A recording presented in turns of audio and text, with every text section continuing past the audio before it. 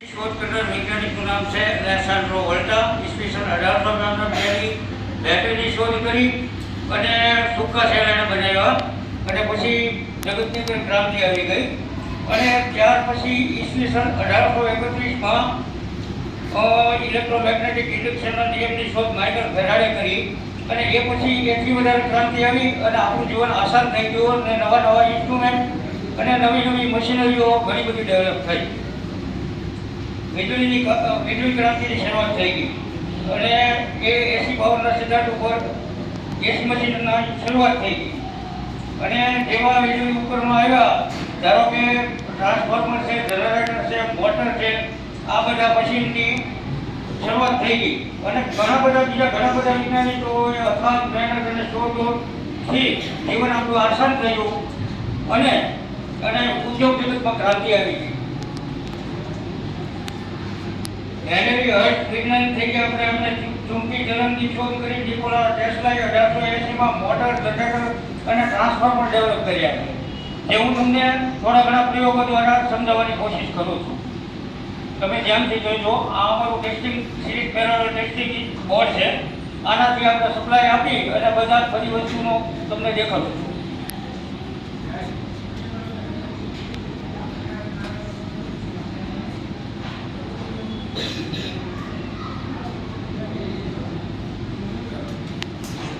વીજળીની અલગ અલગ ઇફેક્ટો હોય છે.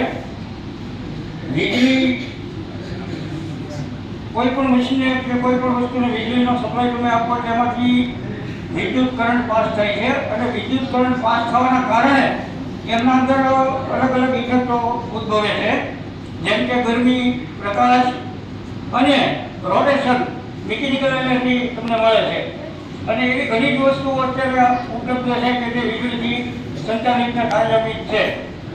આ પ્રથમ હું તમને આપણી આ ઇલેક્ટ્રિકલ ઇસ્ત્રી જે આપણી આવે છે, જે આપણે કપડાં પ્રેસ કરીએ છીએ કાયમ ઘરે, એમના અંદર આ હીટિંગ એલિમેન્ટ લાગે છે જે ગરમી પેદા કરે છે. આને સપ્લાય આપવાથી આના અંદર કરંટ પાસ થાય છે અને આમાં હીટિંગ એલિમેન્ટમાંથી કરંટ પાસ થતા એ ચારે તરફ ગરમી પેદા કરે છે. એ ગરમીના કારણે આપણે ઇસ્ત્રી આપણી ગરમ થાય છે. બેઝિક નિયમ છે. હું તમને કરંટ પણ દેખાડીશ, કરંટ કેટલો પાસ થાય છે અને ગરમી કેવી પેદા થાય છે. અને આ ઓહ્મના નિયમ ઉપર આધારિત છે. આના અંદર 3 મુખ્ય પેરામીટર હોય છે. ઓહ્મના નિયમની અંદર EMF પ્રેશર, જેને આપણે વોલ્ટમાં માપીએ છીએ, અને પછી એના અંદરથી પાસ થતો પ્રવાહ, વીજ પ્રવાહ, જેને આપણે કરંટમાં માપીએ છીએ, અને જે વીજળીનો પરિપથ હોય છે સર્કિટ, એના અંદર જેને આપણે માપીએ છીએ રેઝિસ્ટન્સમાં, જે ઓહ્મમાં આપણે માપીએ છીએ. અને ત્રણે વચ્ચે ચોક્કસ સંબંધ છે. કોઈ પણ બે પેરામીટર આપણી પાસે હોય તો ત્રીજો પેરામીટર આપણે કેલ્ક્યુલેટ કરી અને જાણી શકીએ છીએ.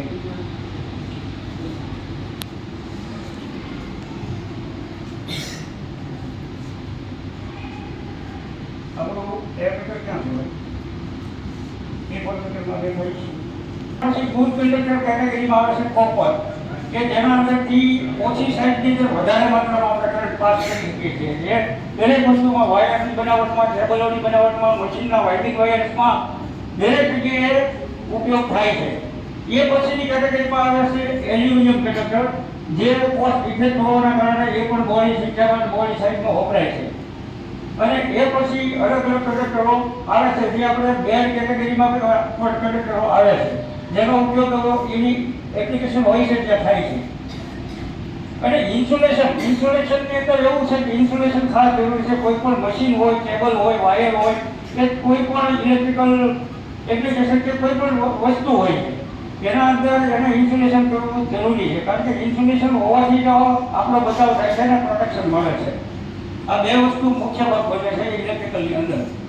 હવે હું તમને આ જે ઇસ્ત્રીની હીટિંગ એલિમેન્ટ છે, આમને પોટેન્શિયલ સપ્લાય 230 વોલ્ટનો આપી અને એમાંથી પાસ થતો કરંટ અને એમાંથી જે ઉર્જાના કારણે જે આની અંદર ગરમી પેદા થાય છે એ તમને જાણવા માંગુ છું.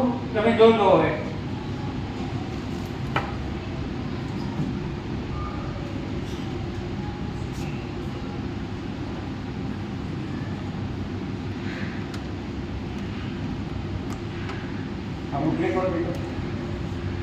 આ અમારું ઇન્સ્ટ્રુમેન્ટ છે અને ક્લિપર મીટર તરીકે અમે ઓળખીએ શકીએ છીએ. આના અંદર એસી ડીસી બંને વોલ્ટેજ, પછી વિદ્યુત પ્રવાહ જેને આપણે કરંટ તરીકે ઓળખીએ છીએ એ શો કરે છે, ફ્રીક્વન્સી શો કરે છે, રેઝિસ્ટન્સ શો કરે છે, અને બાકી બધી વસ્તુ જે મેઇન પેરામીટર્સ અમારા ઇલેક્ટ્રિકના હોય છે એનું મેઝરમેન્ટ આપણે કરી શકીએ છીએ. આ પોર્ટેબલ હોવાથી બહુ સરળ પડે છે અને અમે અમારા દૈનિક યુઝની અંદર આને વાપરીએ છીએ. હું તમને એનાલોગ પણ દેખાડીશ. આ એનાલોગ એમીટર છે જે કાંટાવાળું આ પેનલની અંદર ફિટ થાય છે અને આના અંદર પણ એમીટર આપણે જોઈ શકીએ છીએ. અને આમાં અલગ અલગ એપ્લિકેશનના હિસાબે અલગ અલગ રેન્જના મીટરો હોય છે જે આપણને વીજ દ્વારા કરંટ મેઝરમેન્ટ દેખાડે છે. આ છે આપણું વોલ્ટમીટર એનાલોગ ટાઈપનું. આના અંદર આપણે એસી ડીસી બંને પ્રકારના પણ આવે છે, ડીસી પણ આવે છે, એસી પણ આવે છે. આના અંદર આપણે એસી વોલ્ટ ચેક કરી શકીએ છીએ, માપી શકીએ છીએ કેટલા વોલ્ટ પોટેન્શિયલ છે આપણી લાઈનમાં એ આપણે જોઈ શકીએ છીએ. બરાબર, હું તમને પ્રેક્ટિકલ દેખાડું છું. આપ ધ્યાનથી જોજો, આપણને શીખવા મળશે. આગળ વધજો આપ. હવે આના અંદર હું પ્રવાહ આપું છું અને આને એમ્પિયરની રેન્જ, આના અંદર રેન્જ હોય છે. એમ્પિયર મેઝરમેન્ટ કરવા માટેની બે રેન્જ છે મારા પાસે મીટરમાં, એક 200 એમ્પિયર ને એક 1000 એમ્પિયર. હવે આના અંદર નાની રેન્જ, કારણ કે આપણી આ વસ્તુ નાની છે એટલે નાની રેન્જની મીટર ચેક કરી અને તમને હું એમ્પિયર દેખાડું છું.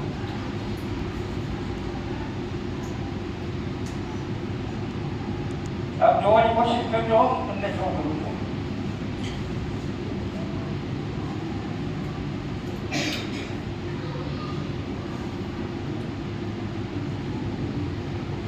આમાંથી જોજો મારા મીટરનું ડાયરેક્ટ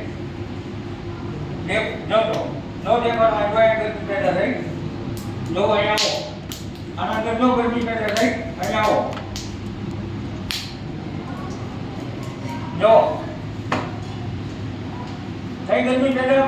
આમાંથી 2.2 એમ્પિયરનો વીજ પ્રવાહ પસાર થયો અને આને 230 વોલ્ટનો સપ્લાય આપણે આપ્યો એટલે આના અંદર પૂરેપૂરી ગરમી જનરેટ થઈ ગઈ. જે આપણે દૈનિક ઇસ્ત્રી ઘરે વાપરીએ છીએ કપડાં પ્રેસ કરવાની, એના અંદર આ સિદ્ધાંત ઉપર આપણે ગરમીના કારણે આપણે ઉપયોગ કરીએ છીએ. આ આપણે હીટિંગની વસ્તુ છે. હવે આપણે પ્રકાશ, વીજળીમાંથી આપણે પ્રકાશ કેવી રીતે મેળવવો એ તમને હું દેખાડું છું.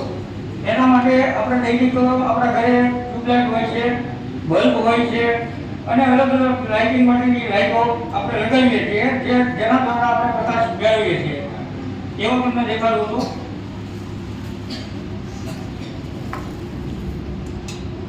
આ આપણું લેમ્પનું હોલ્ડર છે.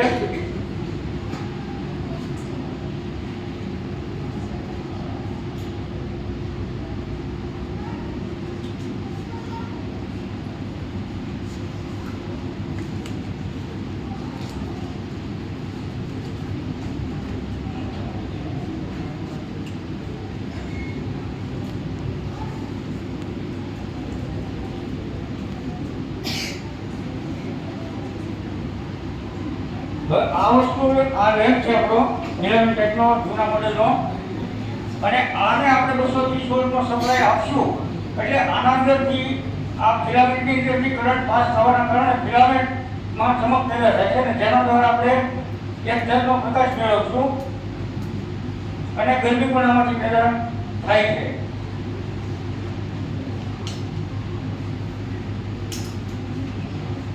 હું તમને દેખાડીશ છું.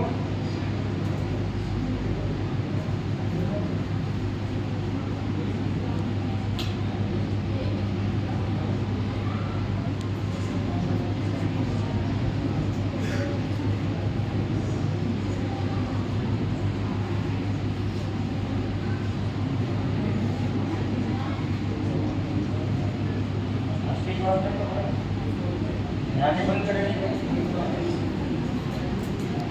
કરેલી છે. અત્યારે શું રીડિંગ આવે છે? નથી દેખાતું? કેટલા આવે બેટા? 240 વોલ્ટ આવે છે ને? 240 વોલ્ટ આપણી લાઈન સપ્લાયની અંદર જે વોલ્ટેજ છે ને એનું દબાણ 240 વોલ્ટનું છે અત્યારે.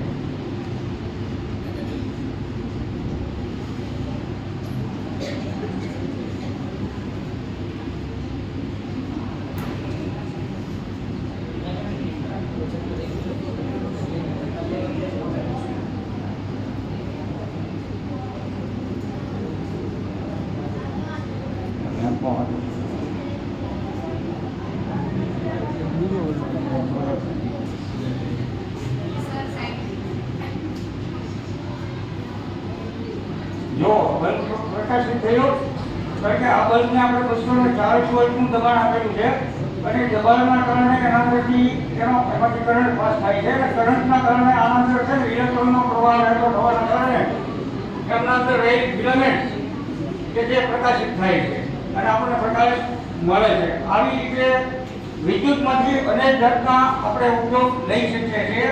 દુનિયા ઉપર જે શક્તિનો જથ્થો છે એ અચળ છે, એનો શક્તિના જથ્થાનો કોઈ દિવસ નાશ થતો નથી. એક શક્તિમાંથી આપણે બીજી શક્તિમાં રૂપાંતર કરી શકીએ છીએ, બીજીમાંથી ત્રીજી કરી શકીએ છીએ, ત્રીજીમાંથી ચોથી કરી શકીએ. એવી રીતે તમે શક્તિના જથ્થાને અનેક જાતનું કન્વર્ટ તમે કરી શકો છો. શક્તિનો જથ્થો દુનિયા ઉપર અચળ છે, કોઈ દિવસ નાશ પામતો નથી. તમે પ્રકાશ મેળવી શકો, ગરમી મેળવી શકો, ઠંડક મેળવી શકો, યાંત્રિક તાકાત પાવર મેળવી શકો, રોટેશન મેળવી શકો. આવા તો ઘણા બધા દૈનિક આપણે ઉપયોગ કરીએ છીએ. જેમ કે આ સીલિંગ ફેનના અંદર રહેલી ઇન્ડક્શન મોટરને સપ્લાય દેવાના કારણે ઇલેક્ટ્રોમેગ્નેટિક ઇન્ડક્શનના નિયમના કારણે એ પોતે એક જાતનો રોટેશનલ ફોર્સ ઉભો થવાના કારણે એ મોટર ફરવા લાગે છે અને મોટરની સાથે જે જોડેલા આ ફેનની બ્લેડો છે એ બ્લેડને ચોક્કસ ડિગ્રીમાં બેન્ડ કરેલી હોવાના કારણે એના અંદર એક જાતનો ફોર્સ ક્રિએટ થાય છે, જેના કારણે આપણને પવન લાગે છે. એટલે એક જાતની આપણે યાંત્રિક ઇલેક્ટ્રિકલ એનર્જીમાંથી આપણે મિકેનિકલ એનર્જી આપણને મળી છે. એક શક્તિનું રૂપાંતરણ થયું છે. આવી જ રીતે અનેક જાતનું આપણને જોવા મળશે. જેમ કે આપણે દૈનિક જતા હોઈએ અનાજ દળવાની ઘંટીમાં દળણા દળવા જતા હોઈએ છીએ, ત્યાં મોટર લાગેલી હોય છે. જે મોટરને આપણે વીજ સપ્લાય આપવાના કારણે એ મોટર પોતે ફરવા લાગે છે તાકાત સાથે અને એ મોટર સાથે જોડેલું મશીન કે જે આપણે એના દળવાની ઘંટી હોય છે, પાણીનો પંપ હોય છે કે કોઈ પણ મશીન હોઈ શકે છે, એના મશીન ફરવાના કારણે આપણું કામ આસાન થઈ ગયું અને ઉદ્યોગની અંદર બહુ બધી ક્રાંતિ આવી ગઈ. આવા ઘણા બધા ઉદાહરણો છે કે જે આપણે વીજળીના નિયમના સિદ્ધાંતો અને એની ડિઝાઇનના હિસાબથી આપણે એવા ફાયદો આપણને મળે છે. હવે આ મારી પાસે ટ્રાન્સફોર્મર છે, ઇન્ડક્શન ટ્રાન્સફોર્મર છે. આ ટ્રાન્સફોર્મરને સપ્લાય આપીએ આપણે એટલે આના અંદરથી વીજ ધારાઓ પાસ થવાના કારણે એમાં ઇલેક્ટ્રોમેગ્નેટિક ઇન્ડક્શન પેદા થાય છે અને મેગ્નેટિક ઇન્ડક્શનના કારણે જે બીજી કોઇલમાં ઘટી છે. ઇલેક્ટ્રોમેગ્નેટિક ઇન્ડક્શનનો સિદ્ધાંત એવો હોય છે કે એમાં કોઈ ઇલેક્ટ્રિકલી ફિઝિકલ કોઈ કનેક્શન બે કોઇલો વચ્ચે હોતા નથી. કોઈ પણ એક કોઇલની અંદર આપણે વીજ સપ્લાય આપવાથી બીજી કોઇલની અંદર EMF પેદા થાય છે, જેને આપણે ઇલેક્ટ્રોમોટિવ ફોર્સ તરીકે ઓળખીએ છીએ, જેને આપણે વોલ્ટમાં માપીએ છીએ. હવે આ ટ્રાન્સફોર્મરનો સિદ્ધાંત છે જે મ્યુચ્યુઅલ ઇન્ડક્શનના નિયમ ઉપર કામ કરે છે. પછી આપણે ટ્યુબલાઇટની ચોકની અંદર એક નાનું ટ્રાન્સફોર્મર આવતું જૂના જમાનામાં, જેને આપણે ચોક તરીકે ઓળખતા, જેના અંદર એક જ કોઇલ આવે છે, એમાં બે કોઇલ આવતી નથી, એક જ કોઇલ આવે છે. જે કોઇલને આપણે સપ્લાય આપવાથી એ પોતે ને પોતે પોતાનું મેગ્નેટિક લાઇન્સ જે એમાં ક્રિએટ થાય છે એમનો કન્ડક્શન પોતે એ કોઇલ ઉપર અસર નાખે છે, જે સેલ્ફ ઇન્ડક્શનના સિદ્ધાંત ઉપર કામ કરે છે. મ્યુચ્યુઅલ ઇન્ડક્શનના નિયમ ઉપર આપણી ઇન્ડક્શન મોટરો, ટ્રાન્સફોર્મરો આ બંને એ સિદ્ધાંત ઉપર કાર્ય કરે છે. અને સર્કિટની અંદર 3 જાતની સર્કિટ, એસી સપ્લાયની અંદર 3 જાતની સર્કિટો હોય છે, જે આપણે અલગ આપણે ત્રણે સર્કિટને ચોક્કસ નામથી ઓળખીએ છીએ. પહેલી સર્કિટ આવશે આપણી રેઝિસ્ટિવ સર્કિટ. રેઝિસ્ટિવ સર્કિટની અંદર કેવું છે કે તમે સપ્લાય આપો એટલે એમાંથી કરંટ પાસ થાય અને તમને કાર્ય મળે છે, જે રેઝિસ્ટિવ સર્કિટ તરીકે આપણે ઓળખીએ છીએ. બીજી સર્કિટ આવે છે ઇન્ડક્ટિવ સર્કિટ. જે ઇન્ડક્ટિવ સર્કિટમાં કેવું છે કે ધારો કે મોટર છે, ટ્રાન્સફોર્મર છે, આ બધી ઇન્ડક્ટિવ લોડ તરીકે આપણે ઓળખીએ છીએ, એટલે એને આપણે ઇન્ડક્ટિવ સર્કિટ તરીકે જાણીએ છીએ. અને બાકી બધી આપણી કેપેસિટિવ સર્કિટ કે જેના અંદર કેપેસિટિવ લોડ જોડેલો હોય છે. કેપેસિટિવ લોડના કારણે આપણે એને કેપેસિટિવ સર્કિટ તરીકે ઓળખીએ છીએ, જેના અંદર કેપેસિટિવ લોડ જોડેલા હોય છે. હવે ધારો કે ત્રણ સર્કિટોનો મિક્સમાં આપણે ઉપયોગ કરી તો એને RLC સર્કિટ તરીકે આપણે ઓળખીએ છીએ. રેઝિસ્ટિવ, કેપેસિટિવ અને ઇન્ડક્ટિવ ત્રણ સર્કિટ. મોટા મોટા ઉદ્યોગોની અંદર મોટર પણ લાગેલી હોય છે, ટ્રાન્સફોર્મર પણ લાગેલા હોય છે, કેપેસિટર પણ લાગેલા હોય છે અને રેઝિસ્ટર પણ લાગેલા હોય છે. ત્યાં એમના પ્રયોગ જોવા તમને મળશે. આપણે ઘર વપરાશની અંદર આરએમસી સર્કિટ બહુ ઓછી જોવા મળે છે. આપણા ઘરે રેઝિસ્ટિવ સર્કિટ વાળી વસ્તુ જોવા મળે છે, ઇલેક્ટ્રિક વાળી વસ્તુ જોવા મળે છે. ધારો કે આપણી કપડાની ઇસ્ત્રી છે તો ઇસ્ત્રી આપણે રેઝિસ્ટિવ સર્કિટના ગણના થાય છે. ધારો કે આ બલ્બ છે તો આ રેઝિસ્ટિવ સર્કિટ ગણાય છે, જેમાં પાવર ફેક્ટર હંમેશા યુનિટી હોય છે. ઇલેક્ટ્રિક સર્કિટમાં એવું છે કે ઇલેક્ટ્રિક સર્કિટની અંદર પાવર ફેક્ટર લેગિંગમાં આવે છે, કારણ કે એમાં કરંટ અને વોલ્ટેજ બંનેના ફેઝ એંગલ્સ અલગ અલગ હોય છે, 90 ડિગ્રી એડવાન્સ હોય છે, જેના કારણથી એમાં પાવર ફેક્ટર લેગિંગમાં આવે છે. અને રેઝિસ્ટિવ સર્કિટમાં પાવર ફેક્ટર હંમેશા યુનિટી હોય છે. હવે આ કરંટ અને વોલ્ટેજ અને રેઝિસ્ટન્સ જે મેં આપણે વાત કરી હતી કે જે ઓહ્મ્સ નામના વૈજ્ઞાનિક થઈ ગયા એમણે શોધ કરી, તો એના માટેની ફોર્મ્યુલા આવે છે કોઈ પણ 2 પેરામીટર્સ આપણી પાસે હોય તો ત્રીજો પેરામીટર આપણે કેલ્ક્યુલેટ કરીને જાણી શકીએ છીએ. દૈનિક જીવનમાં દરેક ટેકનિશિયન, દરેક એન્જિનિયરો આ નિયમ ઉપર ચાલે છે અને જરૂરી પોતાનું રિઝલ્ટ મેળવે છે, જે હું તમને પ્રેક્ટિકલ દેખાડીશ.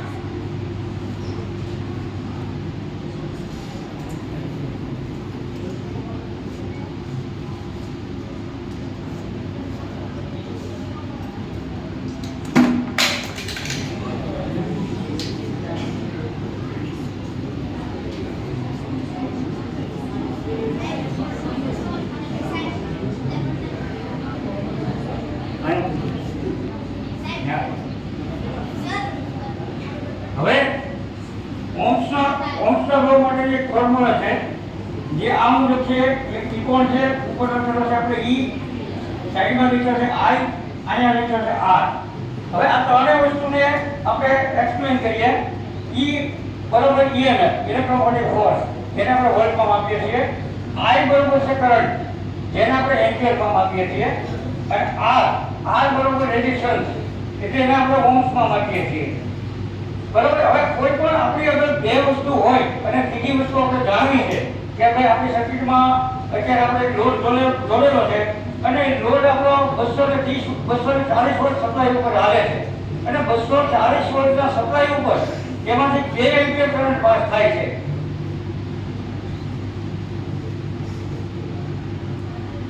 તો 240 એમ્પિયરના સપ્લાયમાંથી 2 એમ્પિયર કરંટ પાસ થાય છે, તો એ સર્કિટનો રેઝિસ્ટન્સ શું હશે?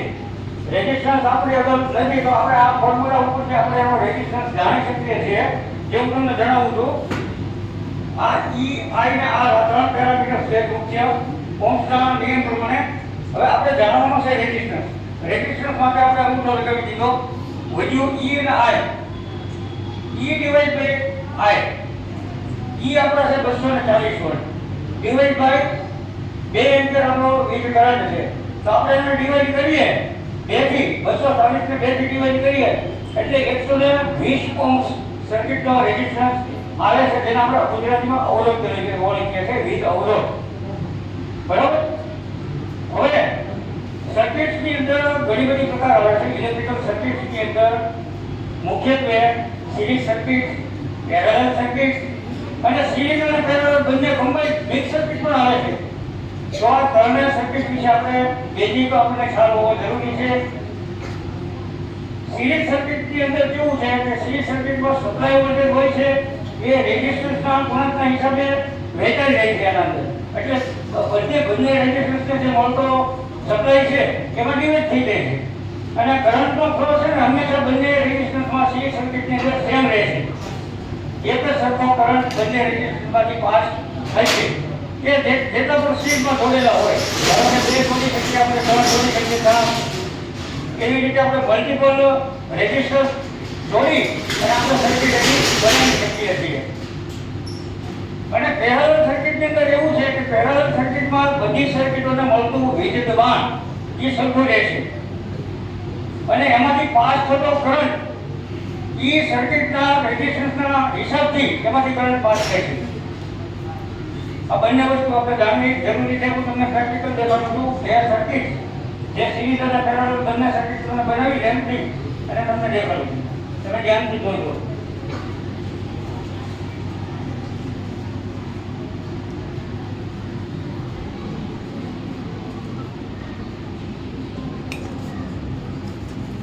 છે આપણી પાસે એક સરખા વોલ્ટના અને બંનેને આપણે એક સરખા વોલ્ટ જોઈએ છે અને એક સરખા વોલ્ટના છે આપણી પાસે.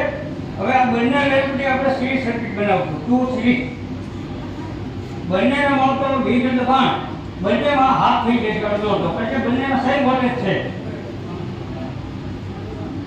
હવે આ બંને લાઇનના 4 કનેક્શન છે આપણી પાસે. 4 ટર્મિનલ છે, એકના 2 ટર્મિનલ, બીજાના 2 ટર્મિનલ, આવી રીતે 4 ટર્મિનલ બન્યા છે. હવે આની આપણે સિરીઝ સર્કિટ આપણે બનાવીએ છીએ. આ બંનેના એક કનેક્શન આપણે જોડાણ કરી દીધું છે અને એને આપણે પ્રોપરલી ઇન્સ્યુલેટ કરવું જરૂરી છે. કોઈ પણ આ વીજળીનું કામ કરવું કે આપણી સેફટી સલામતીનું પ્રથમ ધ્યાન રાખવું પડે, કારણ કે સેફટી ઇઝ ફર્સ્ટ. ઇલેક્ટ્રિકલ જેટલી વસ્તુ સારી છે એટલી જોખમી પણ છે. આના માટે પૂરતું જ્ઞાન જરૂરી છે, પૂરતા સાધનો, ઓજારો, ઇન્સ્યુલેશન, બધી જાણકારી, માહિતી બધું જરૂરી છે. પછી આપણે આનું કામ કરી શકીએ છીએ. ઇલેક્ટ્રિકલ વસ્તુ અત્યંત ગંભીર છે, એટલે આ વસ્તુને ગંભીરતાથી ધ્યાનમાં રાખવી. કોઈ પણ વ્યક્તિઓ કોઈ પણ ઇલેક્ટ્રિકલ પ્રયોગ ડાયરેક્ટલી કરી શકતા નથી, કારણ કે એના પાસે પૂરતી માહિતીઓ, પૂરતા સંસાધનો હોવા જરૂરી છે, પૂરતા ઇન્સ્ટ્રુમેન્ટ અને ટોટલ ઇન્સ્યુલેશન હોવા જરૂરી છે. કોઈ પણ સાધનો વિધાઉટ ઇન્સ્યુલેશન આ વસ્તુ આપણે કામ કરી શકતા નથી. આ ધારો કે મારું પ્લાયર છે, મારી પાસે પકડ છે, આ લાઇનમેન પ્લાયર તરીકે ઓળખીએ છીએ 8 ઇંચની સાઇઝમાં, કાપડિયા કંપનીનું. હવે આ પકડની અંદર જે અંદરની મેટલ છે એ લોખંડની મેટલ છે, આપણે ગુજરાતીમાં એમએસ મેટલ છે, હાર્ડ એમએસ મેટલ છે. હવે આ મેટલને આપણે વીજળીની અંદર ડાયરેક્ટલી યુઝ કરીએ તો આપણને કરંટ લાગી શકે છે, કારણ કે વીજળીની અંદર રહેલું દબાણ આપણા શરીરમાં પ્રવેશી અને જમીન થ્રુ પોતાની સર્કિટ પૂરી કરીએ અને આપણા શરીરમાંથી કરંટ પાસ થાય, જેના કારણે આપણે ઇન્જરી થઈ શકે છે અને અકસ્માતના કારણે આપણું મોત પણ થઈ શકે છે. એટલે આ વસ્તુ બહુ અગત્યની જરૂરી છે. આ પીવીસી ઇન્સ્યુલેશન માટે ચડાવેલું છે કે જેનું વોલ્ટ વેરિએશન 500 વોલ્ટ હોય છે જનરલી, અને આ આપણે 3 ફેઝની અંદર આપણે જનરલી 440 વોલ્ટ સુધી વર્કિંગ વોલ્ટ હોય છે લાઇનના. એના ઉપર મેક્સિમમ અમે કામ કરી શકીએ છીએ આ પકડથી. આનાથી વધારે હેવી લાઇનનું કામ કરવું તો આ પકડ લાગતું નથી. એના માટે હેન્ડ ગ્લોવ પણ આવે જે સેફટી માટે હોય છે, જે હાથમાં કાર્ય કરતી વખતે આપણે પહેરવા જરૂરી છે. પગની અંદર સેફટી શૂઝ હોય છે, જે પણ પહેરવા જરૂરી છે. અને જરૂરી દરેક વસ્તુ ઇન્સ્યુલેટ કરી અને સેફટી સાથે આ બધું કામ કરવાનું હોય છે.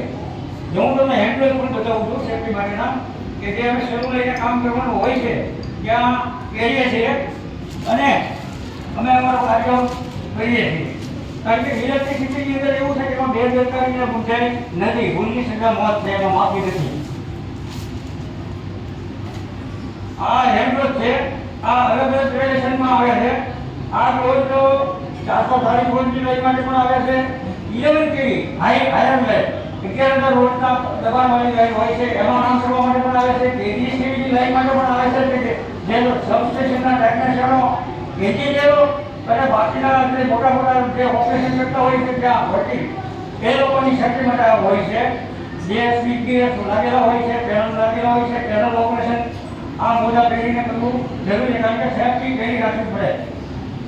બરાબર, આવી રીતના અલગ અલગ લાઇનમાં કામ કરવા માટે અલગ અલગ હેન્ડ ગ્લોવ્સ આવે છે, અલગ અલગ સેફટી શૂઝ આવે છે, હેલ્મેટ આવે છે. આ બધું સેફટી વસ્તુ મોટી રીતે રાખી અને પછી આ કાર્ય થાય છે. આ કાર્ય કોઈ પણ વ્યક્તિ કરી શકતો નથી, એ પણ અકસ્માત થવાની શક્યતા છે. એટલે બધી વસ્તુનું નોલેજ હોવું જરૂરી છે. હવે હું તમને એક બીજી વસ્તુ દેખાડવા પહેલા આપણે સિરીઝ સર્કિટ બાકી છે, સિરીઝ સર્કિટ તમને જણાવું છું. હવે આ જે આપણે બે બલ્બ છે, આ બંનેની આપણે સિરીઝ સર્કિટ બનાવી છે 2 સિરીઝ, અને આને આપણે ઇન્સ્યુલેટ કરી દઈએ, કારણ કે ઓપન કનેક્શન નથી અને કોઈ પણ ઇલેક્ટ્રિકલ ટેસ્ટિંગ કરવું જોખમ ભરેલું હોય છે.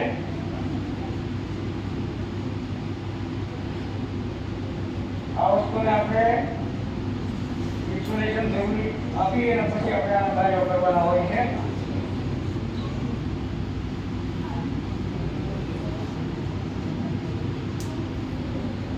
હવે આપણી પાસે વધ્યા છે 2 કનેક્શન, બંનેમાંથી એક. આ બંનેના સિરીઝમાં જોડાણ આપણે કર્યા છે, ગુજરાતીમાં આપણે શ્રેણીમાં જોડાણ કહીએ છીએ અને ઇંગ્લિશની અંદર આપણે સિરીઝ કનેક્શન કહીએ છીએ. આ બંને લેવલના આપણે સિરીઝ કનેક્શન કરી નાખ્યા છે. હવે આ બંનેને સપ્લાય આપવાથી શું થાય તમે જોજો. આ બંનેને આપણે 240 વોલ્ટનું વીજ દબાણ આપીએ તો બંનેને મળતું વીજ દબાણ બંનેમાં ડિવાઈડ થઈ જાય છે, કારણ કે બંનેનો રેઝિસ્ટન્સ સરખો છે, માટે બંનેમાં 50-50% પ્રેશર ડિવાઈડ થઈ જાય છે. એટલે બંનેને 120 વોલ્ટનો સપ્લાય મળશે, જેના કારણથી એનો પ્રકાશ છે જે ઝાંખો થઈ જાય છે બંનેના, કારણ કે બંનેની અંદર અડધો સપ્લાય થઈ ગયો છે, પૂરો સપ્લાય લેમ્પને મળતો નથી, એટલે પૂરેપૂરો પ્રકાશિત નહીં થાય. તમે જોજો હવે આ લેમ્પ જે આપણો લાગેલો છે, આ લેમ્પ જેટલો પ્રકાશમાન છે એટલો આ પ્રકાશમાન નહીં થાય, આનાથી ઓછો પ્રકાશમાન થશે, કારણ કે એનું દબાણ આપણે ઓછું મળે છે સીરીઝના નિયમ પ્રમાણે. હવે આ બંને લેમ્પ જે છે અને આપણે સપ્લાય જે છે તમે ધ્યાનથી જોજો.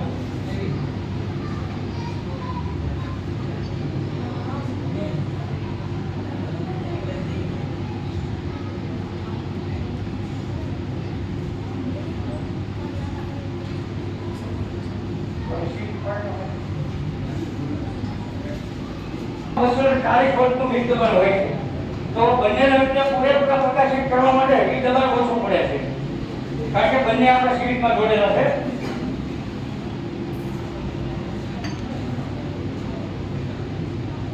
જો વિદ્યાર્થી મિત્રો બંનેને આપણે પૂરું એટલો છે, સપ્લાય એટલો છે, બંને લેમ્પ થયા છે પણ પૂરેપૂરો પ્રકાશ આપતા નથી, કારણ કે આ બંને સિરીઝમાં જોડાયેલા છે. તો સિરીઝ સર્કિટના તમને ખ્યાલ આવી ગયો છે કે સિરીઝ સર્કિટ હંમેશા વોલ્ટેજનું દબાણ વહેંચવા માટે ઉપયોગ કરવામાં આવે છે, કારણ કે પૂરેપૂરું આ બે સર્કિટ જ્યાં વોલ્ટેજની વહેંચી લીધી હોય છે ત્યાં સિરીઝ સર્કિટ બનાવેલી હોય છે. ધારો કે અમારે ઇલેક્ટ્રિકલ મોટર્સ હોય છે નાની સાઈઝની, તો એના અંદર મેગ્નેટિક પોલ્સ હોય બનાવેલા હોય છે વાઇન્ડિંગ કરીને. એ મેગ્નેટિક પોલ્સને સપ્લાય ઓછો કરવા માટે એના અંદર ધારો કે 4 પોલનું મશીન હોય, આપણી મોટર હોય, તો 4 પોલને એકબીજાની સિરીઝમાં જોડી અને 4 ડિવાઇડર શોર્ટ કરેલું હોય છે. ધારો કે આપણે 240 વોલ્ટનો સપ્લાય આપ્યો તો દરેક પોલને 60 વોલ્ટનો સપ્લાય મળે છે, કરંટ સેમ ટુ સેમ રહેશે. હવે આ બંનેને આપણે પેરેલલ સપ્લાય કરીશું, આ બંનેને આપણે આ સિરીઝ સપ્લાયથી ચેક કર્યા છે. હવે આ બંનેને આપણે પેરેલલ સપ્લાય આપી અને અત્યારે સ્ટાર્ટ કરજો. હવે આમાંથી કરંટ કેટલો મેજર કરીએ આપણે, કરંટ કેટલો તમને દેખાડશું.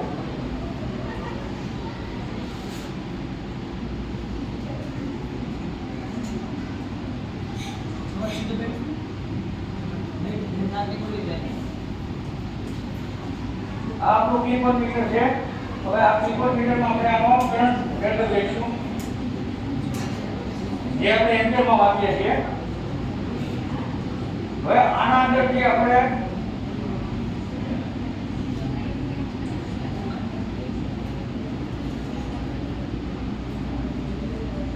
ઓલું એમ્પિયર મીટર